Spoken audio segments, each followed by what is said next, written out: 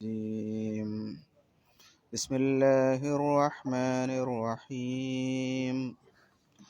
أو كظلمات في بحر اللج يغشاه موج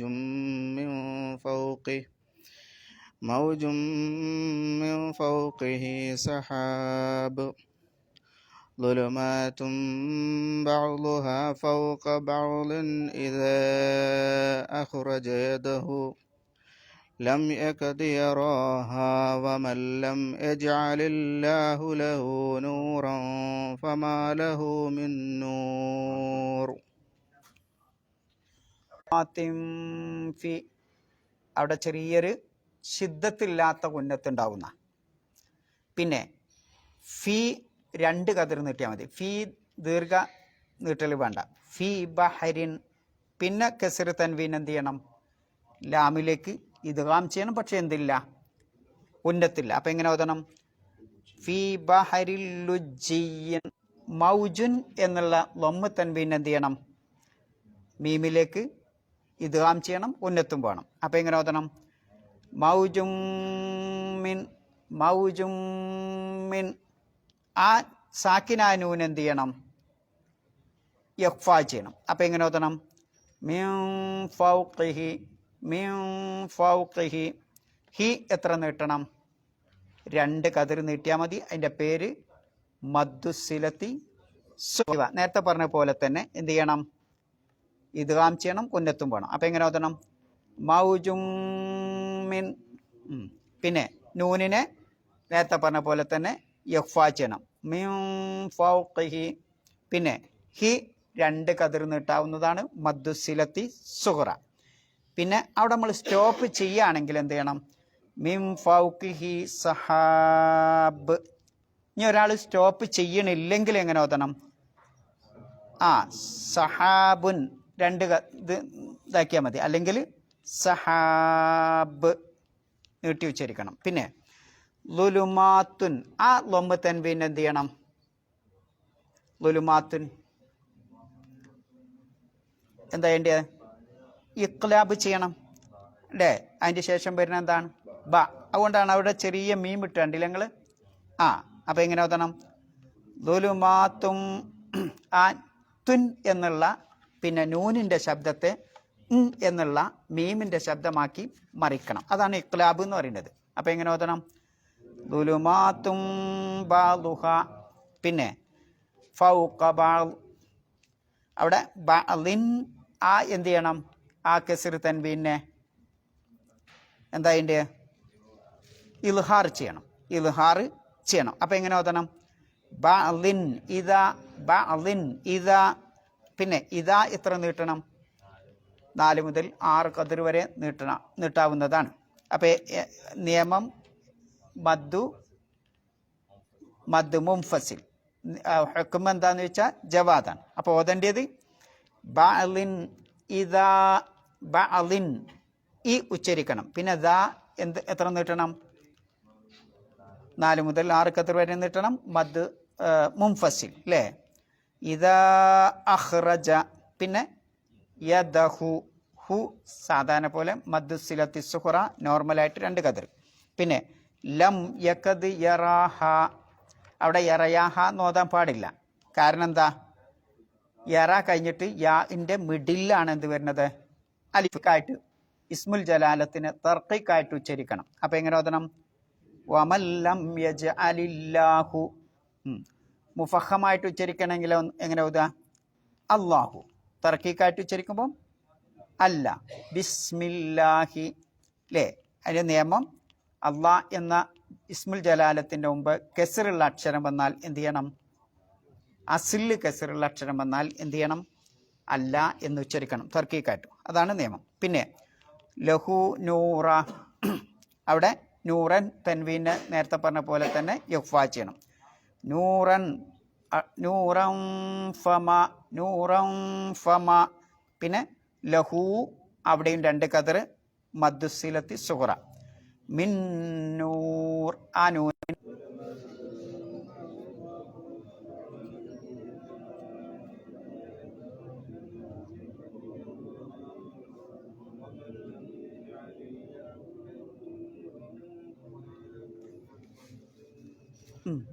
തജ്വീദിൽ എന്തെങ്കിലും ഡൗട്ട്? അർജുൻ തിരമാല, മിൻ ഫൗക്കിഹി മൗജുൻ, തിരമാലകൾക്ക് മീതെ വീണ്ടും തിരമാല പൊതിയുന്നു. മിൻ ഫൗക്കിഹി സഹാബ്,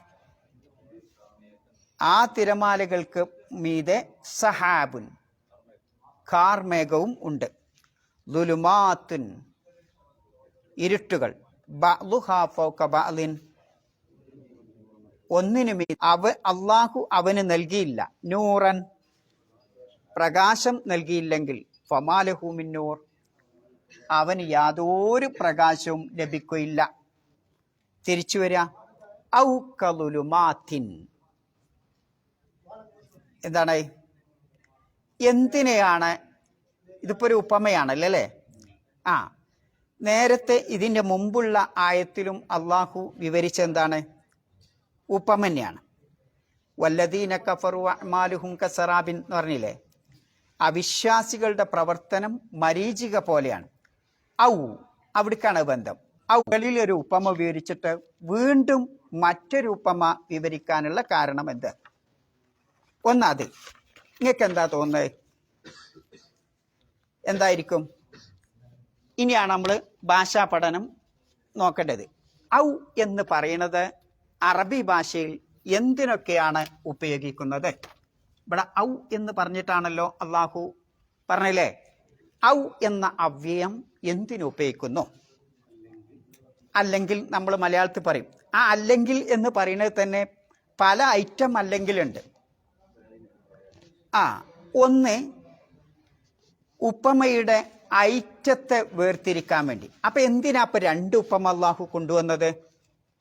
അപ്പൊ രണ്ടും വ്യത്യസ്ത, ചെറിയ വ്യത്യാസം രണ്ടിലുണ്ട്. ഒന്ന്, അവിശ്വാസികളുടെ പ്രവർത്തനം ചിലപ്പോൾ നല്ലതും ഉണ്ടാവും, ചീത്തയുണ്ടാവും. ഇപ്പൊ ഉദാഹരണമായിട്ട് ഞാൻ അവിശ്വാസിയാണ്. സപ്പോസ് ഞാൻ ചിലപ്പോൾ ഇവിടെ ഒരുപാട് കാരുണ്യ പ്രവർത്തനവും പിന്നെ എല്ലാം ഞാൻ ഇവിടെ ചാരിറ്റിയൊക്കെ ഞാൻ നടത്തുന്നുണ്ടാവും. അത് നല്ല പ്രവർത്തനമല്ലേ?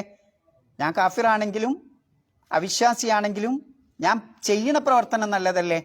നല്ലതാണ്. എന്നാൽ അതേ ഞാൻ ചിലപ്പോൾ തിന്മ പ്രവർത്തിക്കും ചെയ്യും, ഹറാമായ കാര്യങ്ങൾ. അത് ചീത്തയല്ലേ? അല്ലേ? അത് ആളുകൾ വെറുക്കും, നന്മ ആളുകൾ അംഗീകരിക്കും. അപ്പോൾ ആളുകൾ നല്ലതായി കാണുന്ന ചില പ്രവർത്തനങ്ങൾ അവിശ്വാസികളിൽ നിന്ന് വരും. അത് ഏതുപോലെയാണ്? സറാബ് പോലെയാണ്. ഇപ്പൊ ദുനിയാവിൽ വിശ്വാസമില്ലാത്ത ആളുകൾ എത്രമാത്രം കാരുണ്യ പ്രവർത്തനങ്ങളും ചാരിറ്റി പ്രവർത്തനങ്ങളും മഹത്തായ പ്രവർത്തനം പ്രവർത്തിക്കേണ്ട, അവരുടെ വിചാരം എന്താ?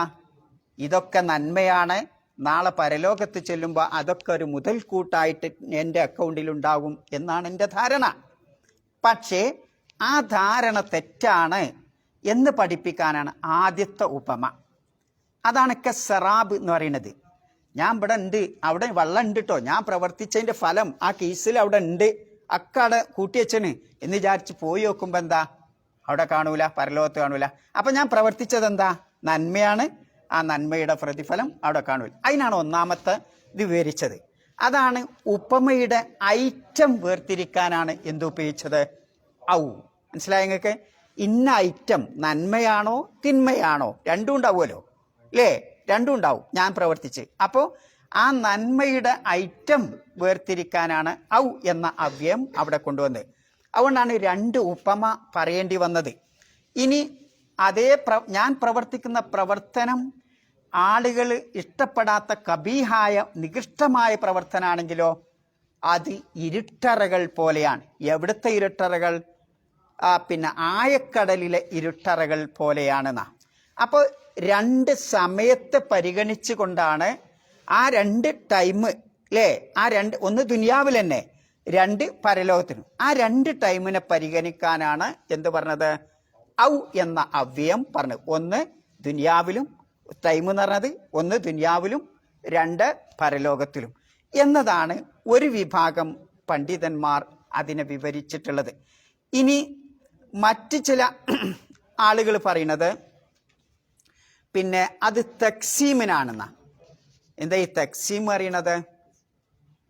തക്സീം പറഞ്ഞാൽ നമ്മൾ നേരത്തെ പറഞ്ഞതുപോലെ തന്നെ ഇപ്പോൾ ഒരു കാര്യം തന്നെ ഇപ്പോൾ എൻ്റെ ടൈം ഇപ്പോൾ രണ്ടായി വിഭജിക്കാം. ഏതുപോലെ എനിക്ക് 40 വയസ്സാകുന്നതിന് മുമ്പും അതിൻ്റെ ശേഷം എന്നൊക്കെ നമ്മൾ പറയല്ലേ.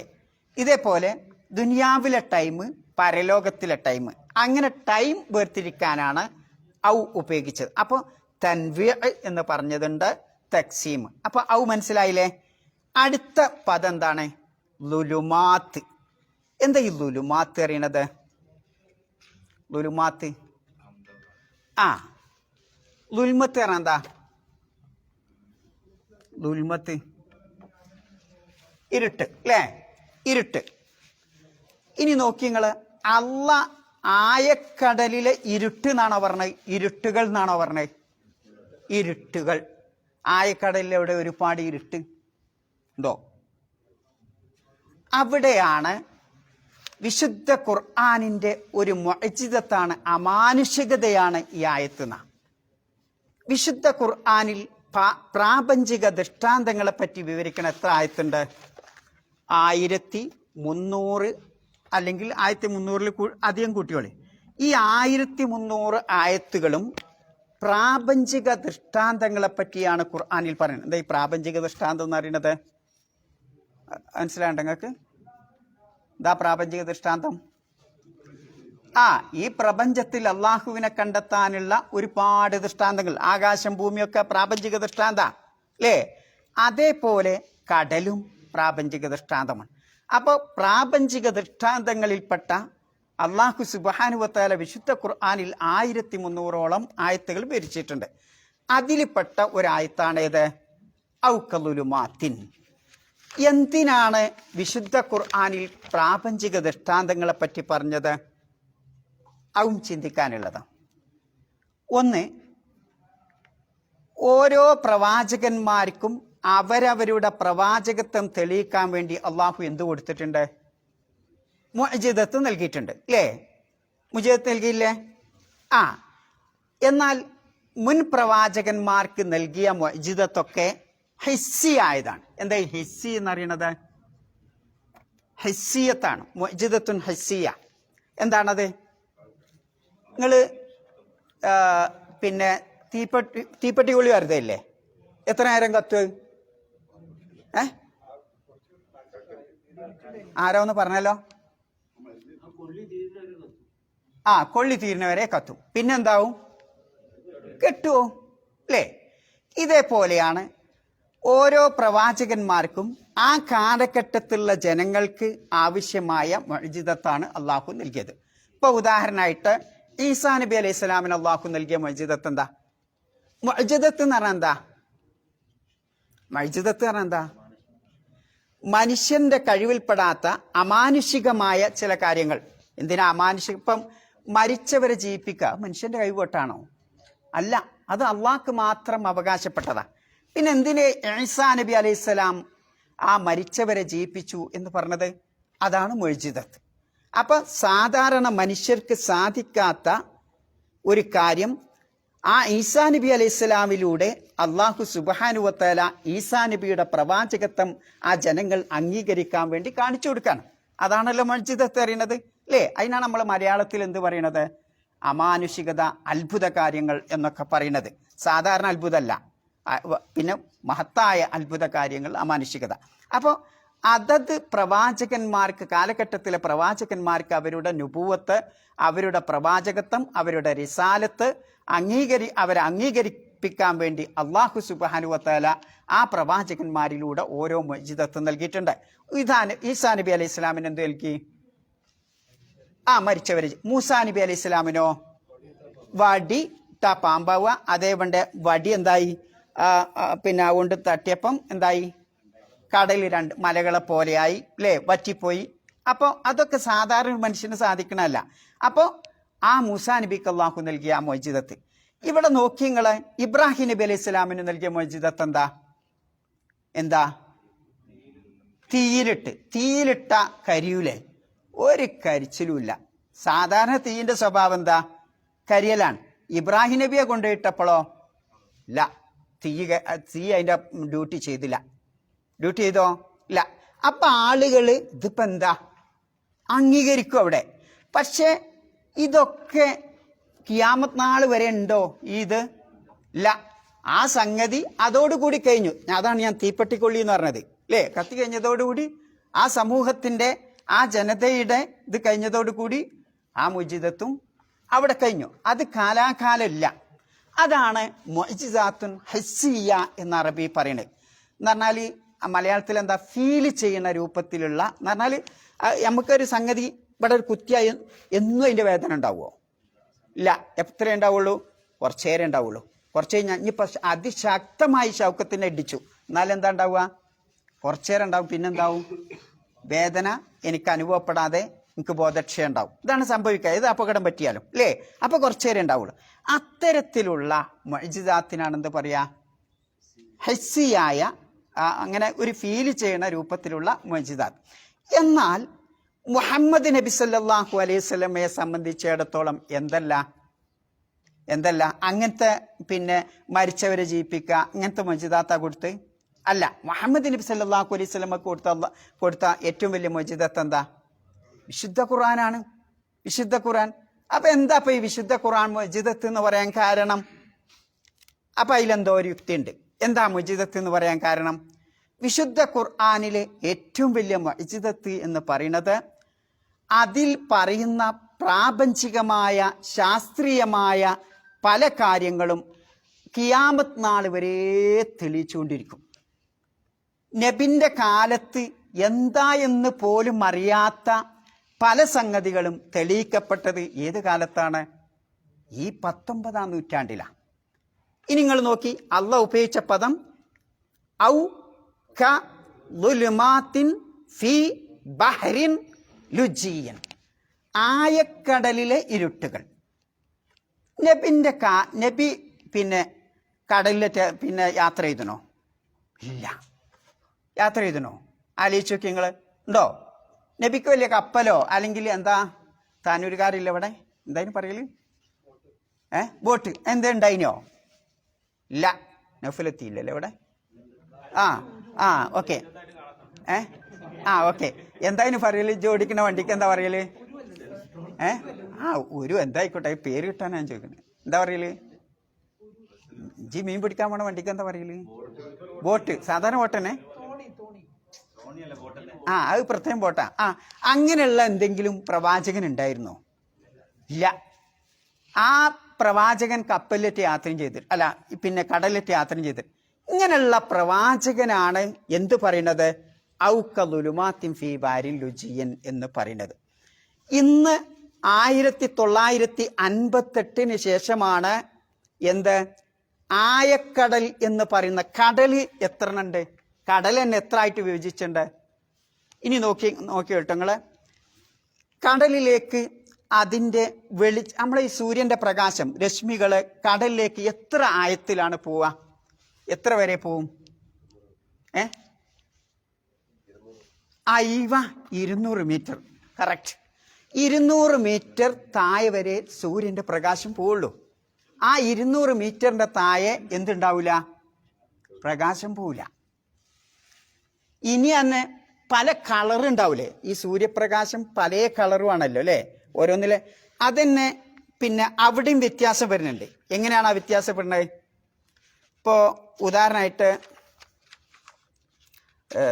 30 ഇത് വന്നാലേ എന്താ ഇതിന് പറയല്? ഈ കടലിലെ പിന്നെ 200 മീറ്ററിന്റെ താഴെ ഇരുട്ടാണെന്ന് പറഞ്ഞല്ലോ. ഞാൻ 200 മീറ്ററിന് 30 ആവുമ്പോൾ അവിടെ എത്തുമ്പം കളർ വ്യത്യാസപ്പെടും. എന്താ കളർ വ്യത്യാസപ്പെടുന്നത്? ചുവപ്പ് കളറ് 30-ലെത്തുമ്പോൾ കാണൂല. സാധാരണ നമ്മൾ കാണുന്ന ചുവപ്പില്ലേ, കളറില്ലേ, അത് 30 മീറ്ററിലെത്തുമ്പോൾ കാണൂല. 50 മീറ്ററിലെത്തുമ്പോൾ നീല കളർ പിന്നെ മഞ്ഞ കളർ, അസ്വർ മഞ്ഞ കളർ ഇങ്ങനെ കാണാൻ തുടങ്ങുന്ന. പിന്നെ 100 മീറ്റർ എത്തുമ്പോൾ എന്താവും? പച്ച എങ്ങനെ ആഗിരണം ചെയ്യും എന്നുള്ളതാ. 200 മീറ്ററിലെത്തിയാലോ ഒരു നീല നിറം അസ്റക്ക് കളറായിട്ട് ഇങ്ങനെ അനുഭവപ്പെടും. അപ്പൊ നോക്കി നിങ്ങള്, അവിടെ എത്തുന്നതിന്റെ ഇടയിൽ തന്നെ സൂര്യപ്രകാശത്തിന്റെ ആ തോതനുസരിച്ച് കളറുകൾ വ്യത്യാസപ്പെടുന്നു. ഇത് കണ്ടുപിടിക്കുന്നത് എപ്പോഴാ? നബിന്റെ കാലത്താ? അല്ല, ആധുനിക കാലഘട്ടത്താണ് ഇത് കണ്ടുപിടിക്കപ്പെടുന്നത്. ആലോചിച്ച് നോക്കുങ്ങൾ. ഇനി ആ 200 മീറ്ററിന്റെ താഴെ പോയാൽ എന്താ ഉണ്ടാവുക? ശക്തമായ ഇരുട്ട് അല്ലേ? അപ്പം അള്ളാഹ് പറയാം, ഔ കദുലുമാത്തിൻ ഫീ ബഹരിൻ ലുജ്ജിയൻ. ആയക്കടൽ എന്ന ആ പ്രതിഭാസത്തെ പറ്റി, അതിനെപ്പറ്റി പഠനം നടത്തുന്നത് എന്നെ എപ്പോഴാ? 18ാം നൂറ്റാണ്ടിലാണ്. അതിൻ്റെ മുമ്പ് അതിനെ പറ്റി ഒരു പഠനമില്ല. മുഹമ്മദ് നബി സല്ലല്ലാഹു അലൈഹി വസല്ലമയെ സംബന്ധിച്ച് ഈ ഖുർആൻ അള്ളാഹു കൊടുക്കുന്ന 1400 അധികം വർഷം മുമ്പ് കൊടുക്കുന്നുണ്ട്. ആ ഖുർആനിൽ എന്ത് പറയണ്ടേ? ആയക്കടൽ എന്ന സംവിധാനത്തെ പറ്റി പ്രതിപാദിക്കുന്നു. ഇന്ന് പഠനം നടത്തിയിട്ട് 19ാം നൂറ്റാണ്ടിന്റെ ആദ്യത്തിലാണ് ഈ ആയക്കടൽ എന്ന സംവിധാനം ശാസ്ത്രലോകം കണ്ടെത്തുന്നത്. ആലോചിച്ച് നോക്കുങ്ങള്, ഇതെങ്ങനെ മുഹമ്മദ് നബി പറയുന്നത്? ഇങ്ങനെ ഒരു ആയക്കടലുണ്ട്, 200 മീറ്ററിന്റെ താഴെ ഇരുട്ടുകളാണ്. എന്തുകൊണ്ടാ ഇരുട്ടുകൾ എന്ന് പറയാൻ കാരണം? ഓരോ ഇരുട്ടും വ്യത്യാസമുണ്ട്. 200ന്റെ നേരെ പോകുമ്പം ചെറിയ ഇരുട്ട്, അതിനേക്കാൾ താഴോട്ട് വരുമ്പം ശക്തമായ ഇരുട്ടറകൾ അല്ലേ? ആലോചിക്കൂ, എങ്ങനെയാണ് ഈ 100ഉം 200ഉം? ആദ്യ കാലഘട്ടത്തൊക്കെ വലിയ നീന്തൽ വിദഗ്ധർ, മുങ്ങൽ വിദഗ്ധരൊക്കെ അല്ലേ, അവര് ഇപ്പൊ മുത്തൊക്കെ വാരാൻ വേണ്ടി പോയി എന്നൊക്കെ പറയില്ലേ, അവരെത്ര മീറ്റർ താഴെ പോവും? എത്ര? 20-30 20-30 മെഷീൻ കണ്ടുപിടിക്കുന്നതിന് മുമ്പ് കേട്ടോ, ഇപ്പോഴല്ല. ഈ ആധുനിക ടെക്നിക്കലായ ഒരുപാട് മെഷീനുകളില്ലേ, പിന്നെ മുങ്ങൽ വാഹിനി ഒക്കെ ഉപയോഗിക്കുന്ന കപ്പലുകളൊക്കെ ഉണ്ട്. അത്തരം ഇത് കണ്ടുപിടിക്കുന്നതിന് മുമ്പ് 30 മീറ്റർ പോവുള്ളൂ. 30 മീറ്ററിൽ അധികമായ എന്താ ഉണ്ടാവുക? മനുഷ്യന്റെ ശരീരത്തിൽ മനുഷ്യന്റെ ജീവന്റെ തുടിപ്പ് നിലനിർത്താൻ ഓക്സിജൻ മാത്രം പോരാ. എന്തു വേണം? നിങ്ങൾ ആ ഓക്സിജനൊക്കെ ഘടിപ്പിച്ചു പോയാലും കുറെ താഴോട്ടെത്തുമ്പം എന്തുണ്ടാവും? തലച്ചോറിലേക്ക് പോകുന്ന നൈട്രജൻ എന്ന് പറയുന്ന ഒരു സാധനം ഉണ്ട്. അതിൻ്റെ ഒരു അംശം കൂടി വേണം. ആ നൈട്രജന്റെ അംശം കുറഞ്ഞു കഴിഞ്ഞാൽ താഴോട്ട് വരുമ്പോൾ അതിൻ്റെ അളവ് കുറയും. അപ്പം എന്ത് ചെയ്യും? തലച്ചോറിൻ്റെ പ്രവർത്തനം നിൽക്കും. പിന്നെ ഇങ്ങനെ അന്താളിച്ചിരിക്കുന്ന. അതുകൊണ്ട് 30 മീറ്റർ ഇത് വെച്ചാലും പോളൂ. ആധുനിക പിന്നെ മെഷീൻ ഉപയോഗിച്ചുകൊണ്ടുള്ളതല്ല കേട്ടോ പറഞ്ഞത്, അതിന് മുമ്പുള്ളത്. എന്നാൽ ഇന്ന് പിന്നെ മുങ്ങൽ വിദഗ്ധ വാഹിനികളൊക്കെ കണ്ടുപിടിച്ചതിന് ശേഷം കുറച്ചുകൂടി പിന്നെ ആയം മനസ്സിലാക്കാൻ കഴിയും. എന്നാൽ കടലിൻ്റെ ആയം, ബഹരിൻ ലുജ്ജി എന്ന് പറഞ്ഞല്ലോ, ആ ആയം എത്രയാണ് എന്ന് ഏതെങ്കിലും മനുഷ്യൻ ശരിക്ക് പോയിട്ടുണ്ട് അവിടെ? ഇല്ല, പോയിട്ടില്ല. സൃഷ്ടാവായ അള്ളാഹുവിനല്ലാതെ കടലിൻ്റെ ആയം അറിയില്ലാന്ന ശരിക്ക്. പിന്നെ ഇത്ര ആയുണ്ട് എന്ന് എങ്ങനെ നമ്മൾ കണ്ടുപിടിക്കണത്? പല കാരണമുണ്ട്. ഒന്ന് പിന്നെ സൗണ്ട്, എന്താ പറയാ, എക്കോ. ഈ എക്കോ ഉണ്ടാവില്ലേ? ഞാൻ ഇപ്പൊ പണ്ടൊക്കെ നിങ്ങൾ എവിടെ 60 വയസ്സായാലും ആരുണ്ടോ? ആരുമില്ലേ? നിങ്ങൾ ആദ്യം സ്കൂളിൽ പോയപ്പോ ആദ്യം എന്താ, ഓഫീസിൽ നിന്ന് വെല്ലടിക്കും. അപ്പൊ നിങ്ങൾ എന്താ കേൾക്കണത്? മണിയടിന്റെ ശബ്ദം. കുറേ മലയിലുള്ള സ്കൂൾക്ക് അതിന്റെ ശബ്ദം ഇങ്ങനെ തരംഗായി ഇങ്ങനെ വരും. ചെറിയ വ്യത്യാസം ഉണ്ടാവും. നിങ്ങൾ ഓഫീസിൽ നിന്നുള്ള ആ ശബ്ദം നിങ്ങൾ കേൾക്കണത് ഇല്ല, വ്യത്യാസമുണ്ട് അല്ലേ? ഇതേപോലെ ഈ സൗണ്ട് ഉപയോഗിച്ചാണ് ആധുനിക ലോകം, എന്താ ഇനി എക്കോ എന്നറ്റേ പറയലെന്ന് തോന്നുന്നു അല്ലേ? എക്കോ എന്ന് പറഞ്ഞാല് സുധാ മൗജാത്തുൽ ബഹർ എന്നാണ് അതിന് പറയാറുള്ള അറബിയിൽ. അത് ഉപയോഗിച്ചുകൊണ്ടാണ് സുധാ മൗജാത്തുൽ ബഹർ, ആ എക്കോ സിസ്റ്റം, അത് ഉപയോഗിച്ചുകൊണ്ടാണ് കടലിന് ഇത്ര ആയുണ്ട് ഇന്ന സ്ഥലത്ത് എന്ന് ശാസ്ത്രലോകം മനസ്സിലാക്കണം. അല്ല, ഒരു പോയതല്ല. പിന്നെ രണ്ടാമത് ഉപയോഗിക്കണ എന്താ? കടലിൻ്റെ അടിയിൽ വലിയ തിരമാലകളുടെ കൊടുങ്കാറ്റ് പോലുള്ള പിന്നെ പ്രവാഹമുണ്ട് എന്നാ. ഇപ്പം ഉദാഹരണമായിട്ട് ഇന്നിപ്പം ആധുനിക ലോകം ഇവിടെ ഇപ്പോൾ ഒരു പിന്നെ ഭൂമി കുലുക്കുണ്ടായി. അത് എത്ര തീവ്രതയിലാണ് എന്ന് എങ്ങനെ തീരുമാനിക്കണത്? ആ ഉപകരണത്തിന് എങ്ങനെ കിട്ടണു? ആദ്യം അതിൻ്റെ കേന്ദ്രം കിട്ടി പിടിക്കും, അതിൻ്റെ മർക്കസ് കിട്ടി പിടിക്കും. ഇപ്പം ഞാൻ ഇവിടെ അടുക്കൊട്ടി, ആ ശബ്ദം ഇങ്ങോട്ട് പോവും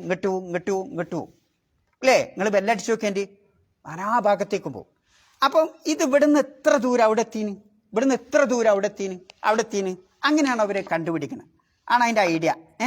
അപ്പോൾ അതാണ് ആ റിക്ടർ സ്കെയിലിൽ എന്ത് ചെയ്യണത്, പതിയണത് അല്ലേ. ഇതേപോലെ ആ കടലിൻ്റെ ബഹ്റിൻ ലുജിയൻ, അള്ളാന്റെ പ്രയോഗം നോക്കണം നിങ്ങൾ, ബഹ്റിൻ ലുജിയൻ, ഈ ആയക്കടലിൽ അതിന് എത്ര പിന്നെ ആയമുണ്ട് എന്ന് ആധുനിക ശാസ്ത്രലോകം കണ്ടുപിടിക്കുന്നത് ഈ തരംഗമാണ്, ആ കടലിൻ്റെ അകത്തുള്ള തരംഗമാണ്. തിരമാല ഒന്നുള്ളൂ, അല്ല 2 തിരമാലകളുണ്ട്. എന്താ 2 തിരമാല എന്ന് പറഞ്ഞാൽ, ഞാൻ നേരത്തെ പറഞ്ഞില്ലേ 200 മീറ്റർ, ആ 200 മീറ്ററിന് മുകളിൽ നമ്മൾ കാണുന്ന തിരമാല, ആ 200 മീറ്ററിന് താഴെ നമ്മൾ കാണാത്ത അതിശക്തമായ തിരമാലകളുണ്ട്, മലകളെപ്പോലെ. എന്ന് പറഞ്ഞാൽ 1 മണിക്കൂറിൽ 100 കിലോമീറ്റർ പിന്നെ ദൂരവും പിന്നെ 700 കിലോമീറ്റർ അതിൻ്റെ എന്താ പറയുക, മസാഫത്ത് അറിയാറില്ല, എന്താ പറയുക, അതിൻ്റെ വീതി നീളമൊക്കെ പാടല്ലേ, ആ ദൂരം, ആ പ്രദേശം എന്നറിയില്ല നമ്മൾ, അതും പിന്നെ എത്രയോ ഉയരം, 100 എൻ്റെ ഓർമ്മയിൽ പോയി, എത്രയോ ഉയരം, പർവ്വതങ്ങളെപ്പോലെ തിരമാല എങ്ങനെ വരുന്നത്, എങ്ങനെയാണ് ആഞ്ഞടിക്കണത്, ഇവിടുന്ന് ഒരു ഓളം, അതിനാണ് തയ്യാറാത്ത അറിയണേ. എങ്ങനെയാ ഓളം വരുന്നത്, ഒന്ന് അതിനേക്കാൾ ശക്തി മറ്റ്, അതിനേക്കാൾ ശക്തി മറ്റ് ഉണ്ടാവില്ലേ. അപ്പം നോക്കി നിങ്ങൾ, മൗജുൻ മിൻ ഫൗക്കിഹി മൗജുൻ, പിന്നെ മിൻ ഫൗക്കിഹി മൗജുൻ, അള്ളാന്റെ പ്രയോഗം നോക്കി നിങ്ങൾ അല്ലേ. അപ്പം ഇത് ഈ രൂപത്തിലുള്ള മൗജ് ആയക്കടലിലുമുണ്ട്, കടലിൻ്റെ ഈ 200 മീറ്ററിൻ്റെ മുകൾ ഭാഗത്തുമുണ്ട് അല്ലേ. എന്തിനാ അപ്പം ഞാൻ അതൊക്കെ ഇങ്ങനെ പറയണമെന്ന് ഇങ്ങനെ തോന്നില്ല നിങ്ങൾക്ക്? വിശുദ്ധ ഖുർആനിൻ്റെ അമാനുഷികത, മുഅ്ജിസത്ത് ഖിയാമത്ത് നാൾ വരെ നിലനിൽക്കുന്നതാണ് എന്ന് കാണിക്കണമെങ്കിൽ വിശുദ്ധ ഖുർആനെ പറ്റി നമ്മൾ പഠിക്കുമ്പോഴാണ് നമുക്കത് മനസ്സിലാവുക അല്ലേ. ആധുനിക ശാസ്ത്രം, അതിൻ്റെ ശാസ്ത്രജ്ഞന്മാർ വളരെ പിന്നെ മാറോട് പിടിച്ച് പിന്നെ കൊണ്ടു നടക്കുന്ന ഒരു ഗ്രന്ഥമാണ് ഖുർആൻ. കാരണം അവർ കണ്ടെത്തുന്ന പലതും എന്തുണ്ട്, വിശുദ്ധ ഖുർആനിൽ ഉണ്ട്. ആലോചിച്ച് നോക്കുങ്ങൾ, ഒരു കാലഘട്ടത്ത് നബി സല്ലല്ലാഹു അലൈഹി വസല്ലമയുടെ കാലഘട്ടത്ത് എന്തില്ല, ഈ ബഹറിനെ പറ്റി പഠനമില്ല. ബഹറിനെ പറ്റി പഠനമുള്ളതിന് മുമ്പ് തന്നെ എന്താ, ചന്ദ്രനിലേക്ക് പോകണ എന്താ പറയാ, ബഹിരാകാശം അല്ലേ. ബഹിരാകാശത്തെ പറ്റിയും അതിനെപ്പറ്റിയൊക്കെ ഉള്ള പഠനം ആദ്യം നടന്നിട്ടുണ്ട്. അത് കഴിഞ്ഞിട്ടാണ് ശാസ്ത്രലോകത്ത് എന്ത് നടക്കുന്നത്, ബഹറിനെ പറ്റിയുള്ള, കടലിനെ പറ്റിയുള്ള പഠനം തന്നെ നടക്കുന്നത്. അപ്പം ആലോചിച്ച് നോക്കി നിങ്ങൾ. പിന്നെ വിശുദ്ധ ഖുർആൻ പിന്നെ ഇവിടെ ഒരു വലിയ അന്ധവിശ്വാസത്തെ തകർക്കുന്നുണ്ട്. ഇന്നത്തെ ശാസ്ത്രകുതികളുടെ കേന്ദ്രം എന്ന് പറയുന്ന ആ കേന്ദ്രം പിന്നെ യുനാൻ, ഗ്രീക്കൊക്കെ അല്ലേ, അത്തരം രാജ്യത്തൊക്കെ ഈ കടലിനെ പറ്റി ഒരുപാട് അന്ധവിശ്വാസങ്ങൾ ഒരുപാട് കാലം ഉണ്ടായിരുന്നു അല്ലേ. ഇന്നും അവർക്ക് ചിലരിൽ ആ അന്ധവിശ്വാസമുണ്ട്. എന്താണ് ആ അന്ധവിശ്വാസം? ആ അന്ധവിശ്വാസം ഉണ്ടാകാൻ കാരണം എന്താ, 18ാം നൂറ്റാണ്ട് വരെ കടലിനെ പറ്റിയുള്ള വിവരം മജ്ഹൂലായിരുന്നു, അതിനെപ്പറ്റി ഒരു അറിവില്ല. 18ാം നൂറ്റാണ്ടിൻ്റെ ശേഷം എന്താ പറയുക, അതിനെപ്പറ്റി കടലിനെ പറ്റിയുള്ള പഠനം തുടങ്ങിയതിന് ശേഷമാണ് ആ കടലിനെ പറ്റിയുള്ള വിവരം എന്ത് ലഭിക്കുന്നത്, ശരിക്കും വിവരം ലഭിക്കണം. കാരണം റോമക്കാർക്കൊരു വിശ്വാസം ഉണ്ടായിരുന്നു, തിരമാലകൾ വരുമ്പോൾ എന്താണത്, അത് ദൈവത്തിൻ്റെ വെള്ളക്കുതിരകൾ വരികയാണ്, അവർക്ക് അതിനാണ് പോലെ ആ പാത്രമായിട്ട് വരുന്നത്, ആ കരയിലുള്ളതൊക്കെ ഒരു വലിച്ചു കൊണ്ടുപോവുകയാണ്. ഇങ്ങനെയുള്ള അന്ധവിശ്വാസങ്ങളൊക്കെ ആർക്കുണ്ടായിരുന്നു, റോമൻ സാമ്രാജ്യത്തിൽ ജീവിക്കുന്ന ആളുകൾക്ക് ഉണ്ടായിരുന്നു. ഇങ്ങനെ ചരിത്രം പരിശോധിച്ച് നോക്കുമ്പോൾ ഒരുപാട് അന്ധവിശ്വാസങ്ങളുടെ കൂമ്പാരമാണ് കടലിനെ പറ്റി പലർക്കുള്ളത്, മുസ്ലിങ്ങൾക്കല്ല അല്ലേ. ആ അന്ധവിശ്വാസത്തെയൊക്കെ തകർക്കുകയാണ് ആര്, മുഹമ്മദ് നബി സല്ലല്ലാഹു അലൈഹി വസല്ലമ. കാരണം ഒരു ശാസ്ത്രജ്ഞനല്ലാത്ത മുഹമ്മദ് നബി എങ്ങനെയാണ് ഔ കളുലുമാത്തിൻ ഫി ബഹരിൽ ലുജിയിൻ എന്ന് പറഞ്ഞത് മഹാത്ഭുതമാണ് ഇന്ന് ശാസ്ത്രത്തിൻ്റെ മുമ്പ് അല്ലേ. അപ്പം ആലോചിച്ച് നോക്കൂ, ആദ്യമായിട്ട് പിന്നെ നമ്മൾ ഈ കണ്ണടല്ലേ, കടലിലേക്ക് ഇറങ്ങുമ്പോൾ വെക്കണ കണ്ണടക്ക് എന്താ പറയല്, നീന്തുമ്പോൾ ഒക്കെ വെക്കണ കണ്ണടല്ലേ, അതിനെന്തോന്ന് പേരുണ്ട്. അത് ഞാൻ പറഞ്ഞു. അത് ആദ്യം ഉപയോഗിക്കണത് എന്നാ? 1300 എന്തായാലും പറയല്, ആർക്കും അറിയില്ലേ? നിങ്ങൾ സെർച്ച് ചെയ്ത് നോക്കേണ്ടി. 1300 പിന്നെ ഈ വയറും കട്ടിയൊക്കെ ആയിട്ട് മുങ്ങണോല് ഉപയോഗിക്കണ വയറും ഇതൊക്കെ അല്ലേ, കുറെ ഓക്സിജനൊക്കെ കിട്ടാൻ വേണ്ടിയിട്ട്. അത് ഉപയോഗിക്കണതോ 1860. അപ്പൊ നോക്കി നിങ്ങള്, അടുത്ത കാലത്താണ് ഈ സാമഗ്രികളെ തന്നെ ഉപയോഗിക്കാൻ മതി അല്ലേ. കടലിൽ പിന്നെ കുറെ ആയിട്ട് പോയിട്ട് ചിത്രം എടുക്കാൻ തുടങ്ങിയത്, ഫോട്ടോ എടുക്കാൻ തുടങ്ങിയത് എന്നാ? 1893 പറയപ്പെടുന്നത്. അള്ളാഹു ആലം അല്ലേ. പിന്നെ കടലിന്റെ ആഴക്കടലിൽ വലിയ തിരമാലകൾ ആഞ്ഞടിക്കുന്നുണ്ട് എന്ന് ശാസ്ത്രലോകത്തിന് കിട്ടിയതെന്ന 1920. ചിന്തിക്കണങ്ങൾ അല്ലേ. പിന്നെ ആധുനിക യുഗത്തിൽ ഏറ്റവും വലിയ എന്താണ്, ഏറ്റവും വലിയ ആഴിയിലേക്ക് ഇറങ്ങിയത് ഏത് കൊല്ലാണ്? 1930. അപ്പം അടുത്ത അല്ലേ. പിന്നെ ശ്വസിക്കാനുള്ള എന്താണ് പറയാ, കാറൂറത്തു തനഫുസ് എന്ന് പറയും. നമുക്ക് ഓക്സിജനൊക്കെ കിട്ടുന്ന ഒരു എഞ്ചില്ലേ, മുങ്ങുമ്പോ അല്ലേ, മുങ്ങൽ വിദഗ്ധർ ഉപയോഗിക്കണ ആ എഞ്ചില്ലേ, അത് ഉപയോഗിക്കണത് ശരിക്കും എപ്പോഴാണ്? അടുത്ത കാലത്ത് 1938. ഇങ്ങനെ എന്തിനാപ്പം ഞാൻ അതൊക്കെ പറഞ്ഞത്? ഇതിനെപ്പറ്റിയുള്ള പരിശീലനം കൊടുക്കാം. മുങ്ങാനും കടലിൽ പോയി പിന്നെ ഓടിയിടാനൊക്കെ ഉള്ള പരിശീലനം കൊടുക്കാൻ തുടങ്ങിയത് 1958. അപ്പം 19, 20, 18 ഈ നൂറ്റാണ്ടിലാണ് കടലിനെ പറ്റിയുള്ള പഠനം തന്നെ നടക്കുന്നത്. അപ്പൊ അതിൻ്റെ മുമ്പ് തന്നെ അള്ളാഹു സുബ്ഹാനഹു വ തആല എന്ത് ചെയ്തിട്ടുണ്ട്? ആ വിശുദ്ധ ഖുർആനിൽ എന്തിനെ പറ്റി പറഞ്ഞിട്ടുണ്ട്? ഔ കദുലുമാത്തിൻ ഫി ബഹരിൻ ലുജിയൻ എന്ന ആ വിഷയത്തെ സംബന്ധിച്ച് പ്രതിപാദിച്ചിട്ടുണ്ട്. അപ്പൊ മുഹമ്മദ് നബിക്ക് ഇത് എവിടുന്ന് കിട്ടി എന്നതാണ് ചിന്താവിഷയം. അങ്ങനെ ചിന്തിക്കുന്ന ഒരു മനുഷ്യന് മനസ്സിലാവും ഇത് മുഹമ്മദ് നബി തന്റെ കൈ കൊണ്ട് എഴുതി ഉണ്ടാക്കിയതല്ല. പിന്നെ എങ്ങനെ കിട്ടിയതാ? മുഹമ്മദ് നബിക്ക് വഹി മുഖേന ലഭിച്ചതാണ്. അവിടെയാണ് എന്ത്, മുഹമ്മദ് നബി പ്രവാചകനാണ് എന്നതിനുള്ള മുഅ്ജിസത്തും മുഹമ്മദ് നബിക്ക് ലഭിച്ച വിശുദ്ധ ഖുർആൻ അത് അള്ളാഹുവിന്റെ കലാമാണ് എന്നതിനുള്ള മുഅ്ജിസത്തും അതിനൊക്കെയുള്ള തെളിവാണ് ഏത്? മുഹമ്മദ് നബിയുടെ റിസാലത്തിനുള്ള തെളിവാണ് ഇത് വിശുദ്ധ ഖുർആൻ എന്ന് പറയുന്നത് എന്നുള്ള. അപ്പൊ അതുകൊണ്ടാണ് ഇനി ആലോചിച്ച് നോക്കുങ്ങള്, ഖുർആനിൽ ഇങ്ങനെയുള്ള ഒരുപാട് തെളിവ് കാണാം. ഇപ്പൊ ഉദാഹരണമായിട്ട് മറ്റേ ആയത്ത് കാണാം, വന്നഹു ഖലഖ സൗജൈനി ദക്കറ വൽ ഉൻസ മിൻ നുത്ഫത്തിൻ ഇദാ തുംന.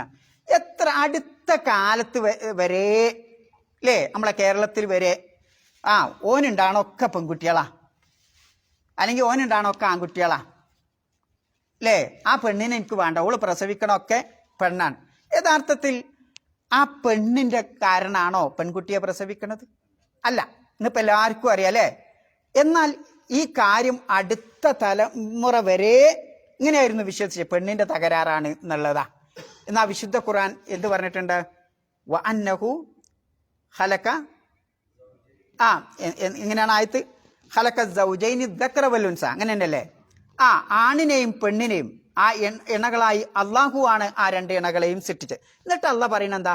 മിൻ നുത്ഫത്തിൻ ഇദാ തുംന, സ്രവിപ്പിക്കപ്പെടുന്ന ആ ഇന്ദ്രിയത്തിൽ നിന്ന്. ആരാ ഇന്ദ്രിയം സ്രവിപ്പിക്കുന്നത്? ആരാ? ആണാണ് അല്ലേ. പെണ്ണ അല്ല. പെണ്ണിന്റെ അണ്ടം, മറ്റതോ ഇന്ദ്രിയം അല്ലേ, മനി. അപ്പൊ ആ മനി ആരെ പറ്റിയാ പറഞ്ഞത്? ആണിനെ പറ്റി. അപ്പൊ എത്ര വർഷങ്ങൾക്ക് മുമ്പ് അള്ളാഹു സുബ്ഹാനഹു വ തആല ഈ ശാസ്ത്ര സത്യത്തെ പറ്റി പറഞ്ഞിട്ടുണ്ട്. ആലോചിച്ച് നോക്ക് നിങ്ങൾ അല്ലേ. 14 നൂറ്റാണ്ടുകൾക്ക് മുമ്പ്. ഈ അടുത്ത കാലത്താണ് ഈ പ്രശ്നത്തിനൊരു ശാസ്ത്രലോകം തന്നെ ഒരു പരിഹാരം കണ്ടെത്തിയ. ആലോചിച്ച് നോക്കൂ, ഖുർആനിന്റെ ഒരു മുഅ്ജിസത്താണ് അത് എന്നുള്ളതാ. പിന്നെ ടൈമായിനോ? നമ്മളെ ബഹിരാകാശം, ആ സഞ്ചാരികളെ പറ്റിയൊക്കെ ഇങ്ങനെ പഠിക്കുമ്പോൾ എത്ര കാലം മുതലാണ് ഓലൊക്കെ അങ്ങോട്ട് സഞ്ചരിക്കാൻ തുടങ്ങിയത്? അടുത്ത കാലത്താ അല്ലേ. പിന്നെ ആദ്യമായിട്ട് ബഹിരാകാശ സഞ്ചാരം നടത്തിയ ഒരില്ലേ, എന്താ അയാളുടെ പേര്? അബ്ലു എന്നാണ്. എന്തേലും അതൊക്കെ അതിന്റെ മുമ്പ് ഒരാളുണ്ട്, അബ്ലു. അയാള് പിന്നെ ബഹിരാകാശം നടത്തി. അങ്ങനെ ഈ നമുക്ക് വായു കിട്ടുന്ന തബക്കത്ത് ഹവ എന്നറിയും. എന്ന് പറഞ്ഞാൽ വായുവിന്റെ ആ വീതി, ആ സ്ഥലം, ആ പരിധി വിട്ടപ്പോ എന്തായി? എന്താ അയാൾക്ക് തോന്നിയത്? അയാൾ വിളിച്ചു പറയാണ്, ആകെ ഇരുട്ട്, കണ്ണ് കാണില്ല, എന്തു പറ്റി എന്ന് ഉച്ചത്തിൽ അയാൾ വിളിച്ചു പറയാൻ അയാളെ സാമഗ്രിയിലൂടെ, അല്ലേ? വിശുദ്ധ ഖുർആൻ നോക്കി നിങ്ങൾ പറയണത് അങ്ങനെ ഉണ്ടാവുന്ന. കാരണം ഒരു പ്രത്യേകം വായു കിട്ടണ ഒരു പ്രത്യേക സ്ഥലം കഴിഞ്ഞാൽ പിന്നെ എന്താ ഉണ്ടാവുക? പിന്നെ ശരിക്കും ഇരുട്ടാ. നോക്കണം നിങ്ങൾ, മുകളോട്ട് പോയാലും താഴോട്ട് പോയാലും ഇരുട്ടാ, അല്ലേ? കടലിലും ഇരുട്ട്, മുകളിലോട്ടാട് പോയാൽ പിന്നെ കണ്ണാണൂല. ആലോചിച്ച് നോക്ക് നിങ്ങൾ അള്ളാന്റെ പണി. എന്താ തെളിവ്? വലൗ ഫതഹ്ന അലൈഹിം ബാബം മിനസ്സമാ, ആകാശത്തിന്റെ ഒരു കവാടം നാം അവർക്ക് തുറന്നു കൊടുത്താൽ ഫളല്ലു ഫീഹി യഅർജൂൻ, അങ്ങനെ ആ ആകാശ കവാടത്തിലൂടെ അവർ കയറിപ്പോകുകയും ചെയ്താൽ ലഖാലു, ആ മുശ്രിക്കുകൾ പറയും, ജനം പറയും, എന്താ? ഇന്നമാ സുക്കിറത് അബ്സാറുന, ഞങ്ങളുടെ കണ്ണുകൾക്ക് മത്ത് ബാധിച്ചത്. കണ്ണ് കാണാനിട്ടല്ല എന്നാ പറയാ. എന്താ പറയാ? കണ്ണിനെന്തോ മത്ത് ബാധിച്ചിട്ടുണ്ട്. അപ്പം ബഹിരാകാശത്തേക്ക് എത്തിക്കഴിഞ്ഞാൽ, ആ തബക്കത്തുൽ ഹവാ കഴിഞ്ഞാൽ എന്താ ഉണ്ടാവും? കണ്ണാണൂല. ഖുർആൻ എത്ര കൊല്ലം മുമ്പ് പറഞ്ഞു? 1400 വർഷങ്ങൾക്ക് മുമ്പ് മുഹമ്മദ് നബി സല്ലല്ലാഹു അലൈഹി വസല്ലമ ഈ ശാസ്ത്ര സത്യം തെളിയിക്കുന്നു. ആലോചിക്കുക, വിശുദ്ധ ഖുർആനിന്റെ അമാനുഷികത ചില്ലറയല്ല. അത് പഠിക്കുമ്പോഴാണ് ഇത് അള്ളാഹുവിന്റെ ഖുർആനാണ്, അള്ളാഹുവിന്റെ കലാമാണ് എന്ന് നമുക്കത് ശരിക്കും മനസ്സിലാകുകയും നമ്മളതിൽ ഉറച്ചു വിശ്വസിക്കുകയും ചെയ്യുള്ളൂ. പഠിച്ചില്ലെങ്കിൽ എന്താ? അതുകൊണ്ടാണ് ഖുർആൻ എന്തല്ല, മുഅ്ജിസത്തുൻ ഹിസ്സിയല്ല, മുഅ്ജിസത്തുൻ മുസ്തമിറ. ഏത് കാലം വരെ? ഖിയാമത്ത് നാൾ വരെ നിലനിൽക്കുന്ന, പിന്നെ അനുസ്യൂതം തുടർച്ചയായി പോകുന്ന മുഅ്ജിസത്താണ് ഈ പിന്നെ ഖുർആൻ എന്ന് പറയുന്നത്. എന്തുകൊണ്ട്? അതിലുള്ള ഓരോ കാര്യങ്ങളും നമ്മൾ എത്രമാത്രം പുരോഗമിക്കണോ, നമ്മൾ എത്രമാത്രം വിജ്ഞാനത്തിൽ വികസിക്കുന്നുവോ അതനുസരിച്ച് ആ ഖുർആനിലെ സത്യങ്ങൾ നമുക്ക് ഇങ്ങനെ അല്ലാഹു തആല തുറന്ന് കാണിച്ചു തരും. അപ്പൊ ഇവര് മുകളിലോട്ട് പോയപ്പം എന്തേ കണ്ണ് കാണില്ല എന്ന് പറഞ്ഞ കാര്യം ഖുർആൻ സൂചിപ്പിക്കണ നോക്കുങ്ങള്. ലഖാലു ഇന്നമാ സുക്കിറത് അബ്സാറുന, ഞങ്ങളുടെ കണ്ണുകൾക്ക് മത്ത് ബാധിച്ചതാണ്. ബൽ നഹ്നു ഖൗമും മസ്ഹൂറൂൻ, അല്ല, ഞങ്ങൾക്ക് ആരോ മാരണം ചെയ്തതാണ്, ഞങ്ങൾക്ക് മാരണം ബാധിച്ചതാണ്, അതുകൊണ്ടാണ് ഞങ്ങൾ കണ്ണ് കാണാത്തത് എന്നാണ് ഈ കൗമ് പറഞ്ഞിരുന്നു. എന്നാ ഖുർആൻ അവിടെ പറയണം നോക്കുങ്ങള്, അല്ലേ? അപ്പോ എന്തിനാ ഞാൻ അതൊക്കെ പറഞ്ഞത്? വിശുദ്ധ ഖുർആൻ അന്ത്യനാൾ വരെ നിലനിൽക്കുന്ന മുഅ്ജിസത്താണ് എന്നത് ഏതിലുണ്ട്? ഔ കളുലുമാത്തിൻ ഫീ ബാരിൽ ലുജിയൻ എന്നതിലുണ്ട്. അത് മതി, അല്ലേ? ബാക്കി നമുക്ക് പിന്നാക്കാം. സുബ്ഹാനക്കല്ലാഹുമ്മ ബിഹംദിക അശ്ഹദു അല്ലാ ഇലാഹ ഇല്ല അൻത അസ്തഗ്ഫിറുക വഅതൂബു ഇലൈക്.